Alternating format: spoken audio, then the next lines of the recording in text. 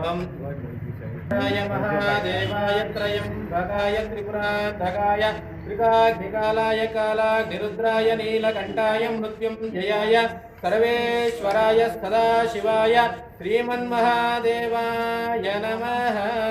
लक्ष्मीं जातवेदो ममावह त्वां मावह जातवेदो लक्ष्मी मनमघामिनीं दर्शां नित्यपुष्टाङ्करीजिनीं ईश्वरीं सर्वभूतानां स्वामिहो देवस्वगाग्नि